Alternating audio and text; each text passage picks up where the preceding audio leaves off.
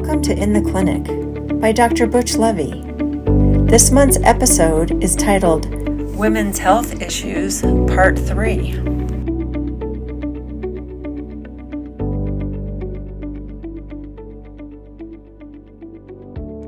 Good afternoon. This is Butch Levy, and we're going to discuss today a third program regarding women's health issues. Today, we're going to be addressing some of the less common issues that probably most of you see in your practices. We want to talk about menopausal mood changes, talk about some malignancies, and some ways to treat some of the deficiencies that we see as aging occurs. For too long, people say, oh, you're menopausal. Menopause is not a disease. Men have it, women have it. It's a diminution of our energies. And as our energies diminish, we start seeing more health issues and more emotional issues. And what we want to do is help maintain a quality and keep our bodies strong to allow us to have an enjoyable later part of our lives when hopefully some of the stressors are gone.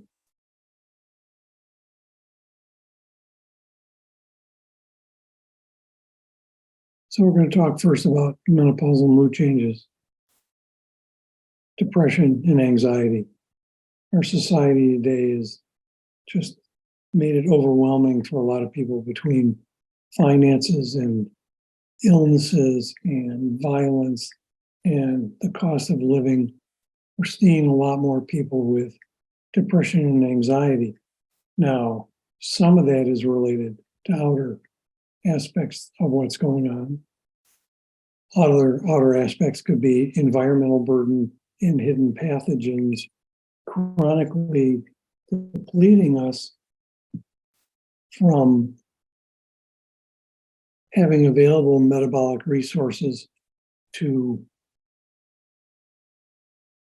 maintain our health. We now know that these very prominent environmental issues that go on for us are now seen very commonly throughout the world. And we know that these inflammations are not just in the body proper, but that they cross the blood-brain barrier, both the infective agents that are hiding and also the cytokines, the inflammatory response of the body's attempt to chase them down and remove them. And the thing is they affect more than just our mood. They affect our cognition, they affect our energy levels. And along with that, we start seeing the manifestations of aging presenting as deficiencies of kidney yin, yang, heart yang, spleen yang, and liver stagnation. So these have the potential to alter the mood. Now, they can certainly cause other problems with, our urinary systems, with our digestive systems, with our heart. But we're going to focus on more of it related to how all of these, when combined in certain circumstances, create problems with how we're feeling about our mood. The first one we're going to discuss is kidney yin deficiency. And in the Compo model, if you do an exam between the umbilicus and the pubic bone, in the midline and a little to the sides, tiny bit, you're going to feel this area that's soft and spongy.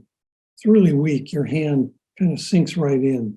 So that's one way, besides pulse and symptoms, that you can see whether it's a kidney yin issue. So people's symptoms tend to relate to kidney weakness or fear. They're tired. They have low motivation.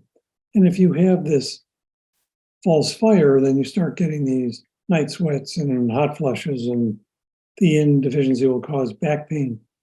The classic is Romania 6.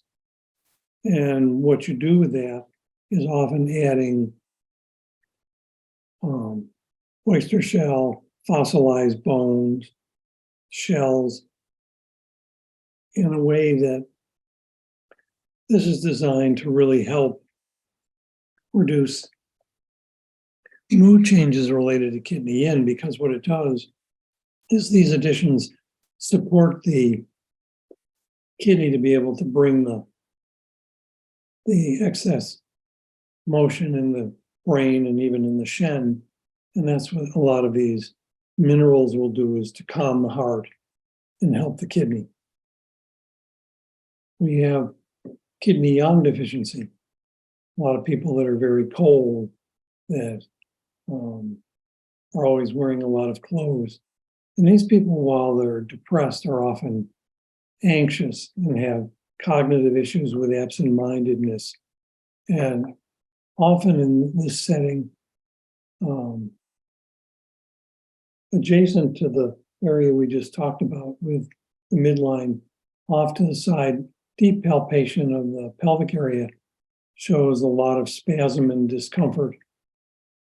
And those attachments down on the pelvic bone can be tender. This one is Eucomia in Romania, a stronger version of Romania 8 or Baiwei Diwan Wang. These are often used for maybe a couple months, and then once things start to improve, trying to shift to something that would be a little more moderate in terms of how it works. Again, try to give these after a meal. These work very well with kidney yang deficiency. Now, that's not to say you're not going to see multiples of yang deficiency, spleen yang, different deficiencies that you're going to see that require other formulas, but this is the base formula you want to use for kidney yang with depression and anxiety. And I think it's interesting that what people are seeing today is that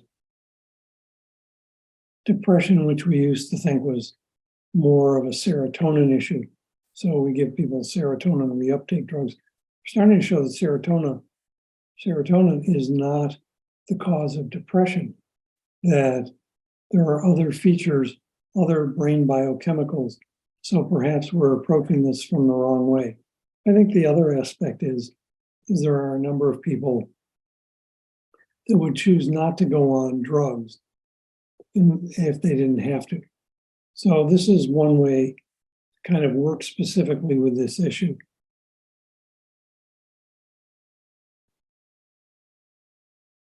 So this is kind of the area that is painful to deep palpation.